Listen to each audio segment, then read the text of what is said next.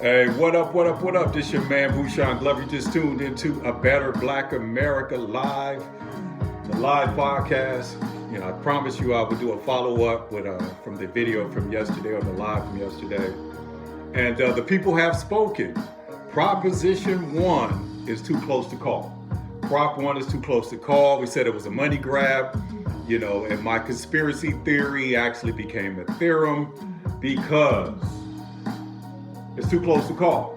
And my conspiracy theory yesterday was the reason Facebook and Instagram shut down was because and due to the traction, because the working class and the middle class we're deciding to come together. We're deciding to understand and use our rights as American citizens to come together and understand that the Constitution says we the people. In our entire lifetimes, we've been sitting back and allowing individuals that have, you know, not our best interests at hand. And then the migration of the black men and Latinos away from democracy, away from the Democratic Party as a whole is starting to resonate, you know, in the mindset in the community and the voters. If you did not know, and we all do know and understand that the protest vote was kicked off in the state of Michigan. Big up to Rashida Tlaib and her group, the Arabs and the Palestinian community, you know, the Muslims, you know, Allah supporters that decided to go against the Democratic Party and Joseph Biden. So approximately after the vote count, almost 19% of the primary Democratic voters selected uncommitted. So meaning they're uncommitted from the Democratic Party. And here in America, not here in America, but here in the state of California, clearly Adam Schiff, he won his primary. He's going to go and have to deal with Steve Harvey. It's going to be a runoff, but Steve Harvey said it himself, that it's basically the first game of a doubleheader. And Steve Garvey was in Palm Desert, they had a victory party. The conservatives, you know, had suits and ties and they did it big. But Adam Schiff, he decided to have his victory party in Hollywood, California. But it was the protesters, the Democratic uncommitted, basically shut down his victory speech because there were basically, you know, people who got in, who mailed in, got their invitations through the mail, who did it the right way. But as soon as he started talking about victory, about becoming a United States Senator, they started protesting on the left side of the stage. Then the security came in, they got the left side of the stage out, and then the right side of the stage started acting up. And Adam Schiff tried to go on, he said, you know, in our democracy, you know, you have a right to protest. And then when they got the right side out, the middle started to protest. So they literally had to shut down Adam Schiff, the Democrats' victory yesterday, basically, you know, sending a sign to the Democratic Party that we're not going to take it anymore. And Governor Gavin Newsom's linchpin, what he called it, the linchpin proposition was Prop 1, which basically is too close to call. Now, the people have literally spoken, and when I say the people have spoken, Proposition 1 is a slap in the face to the working class, a slap in the face to the middle class. The people who did it right, moving forward for 2024 and beyond, is going to have to come together and understand that the Constitution says we the people. We got to stop voting for legislation, voting for politicians that will be willing to go into the gutter and pull out the worst individuals from the bottom just to stand them up and then basically slap the working class in the face that's trying to get, you know, to a different tax bracket, that's going to slap the middle class in the face that's trying to get to another tax bracket. Trees grow from the bottom up. That's how it goes. That's just, you know, that's nature. So we cannot continue to support legislation that will not be supportive of everyone. And the reason I'm doing this is because when they shut down Facebook and Instagram yesterday, I had a video that I posted on my Facebook page. Only about 13 people saw it on my account, but somebody with some power took that video, shared it, and it basically reached almost 500,000. And they decided to shut it down because if they did not shut down Facebook and Instagram yesterday, we will be talking about Proposition 1 actually failing, because we know the powers that be controls, you know, the system, They control what we do. So we really got to understand that. And it's a lot of people are depending on that because Prop 1 is what we call a money grab. Money for the contractors, money for, the mental health departments, money for jobs and all of this. But what about the individuals that's seeking the help?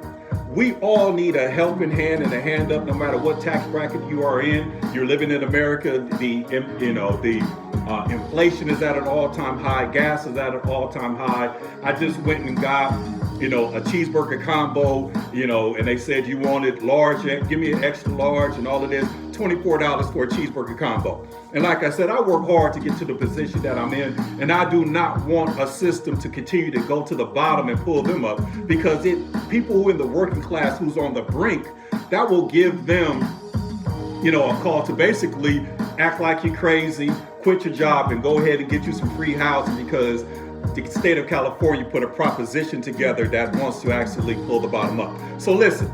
This particular bill, and I'll be quick with it today, I just wanted to go on. This particular bill, which was called the linchpin bill for Gavin Newsom. Now, Gavin Newsom's signature measure to overhaul California's behavioral health system and issue a $6.4 billion in bonds to build contractors to build treatment centers and supportive housing you're basically too close to call. Now, with the voters almost evenly split. So if they did not shut down Facebook and Instagram yesterday, it would have been a no, because they saw the trends. Now listen, Governor Newsom's administration described the bill as its linchpin. And when I say linchpin, it was the only bill and only measure on the state California's ballot for Super Tuesday. And it was, ambitious strategy. It measures the fails and it takes other key reforms down with it. But the key of the thing is, what about the American citizens? What about the taxpayers? What about the individuals that did it the right way? What about the individuals like myself that got scholarships that did not have student loan debt? What about the individuals that went to college that basically paid off their student loan debts? You see how the Democratic Party as a whole is trying to basically fund an operation and pay and buy votes from individuals. But this car is about to crash. This plane is going down and we cannot support it. But I just really wanted you to understand, and this is the map. Think about it. $64 billion. Think about $64 billion that goes to the state of California to help the homeless, to help people living on the streets of Skid Row, to help the mentally ill. But in my generation, they locked them up and put them in jail. But no disrespect to them, but look at the map. Pay attention to me real quick. I need you to understand this. When you're talking about $64 billion, there's only approximately, and I'm gonna just give you the numbers, stick with me. I'm gonna give you the numbers, please stick with me. 39.51 million people living in the state of California. 39.51 million people living in the state of California. So basically, why would we support a bill and support legislation that just for a 0.5 of that particular $64 billion can actually put $1 million in every California's bank account? And not in the form of reparations, but just a step up. Why would you want to put $64 billion into a homeless situation with just $0.5 billion, $500 million? You can actually put $1 million in every person who lives in the state of California. Think about that. See, when you talk about a theocracy versus a democracy is basically is a money grab, because democracy is to steal, kill, and destroy. They'll steal an election, they will kill you, and they will destroy your character and destroy your career. So you'll be one of those mentally ill patients that's living in a homeless encampment downtown Los Angeles so they can actually build something for you. But a theocracy, in which we're really understanding moving from democracy into a theocracy is everybody gets met where they are. If you are a working class individual, you are supposed to be elevated to the middle class. If you are a middle class person, you are supposed to be elevated to rich. If you are rich, you're supposed to be elevated to wealth. That's how the game goes, and that's how the game works. But we in 2024, we're going to figure this thing out. You heard it here first on A Better Black America. A Better Black America we seek solutions and resolutions to create a better America for all. Okay, don't be scared of the word black. Black is an acronym for Black, Latin, Asian, Caucasian, kinsmen. We are brethren and we all are brothers. And we have to end in 2024 racism, because there's only one race on this planet. And that's the human race. With that being said, listen, like, share, subscribe. We're going to continue on to fight to the people, power to the people. The people have spoken. Proposition 1, which was the flagship and linchpin for the governor, is literally too close to call. I got a strange and funny feeling that they're going to pass it somehow because it's just a big money grab.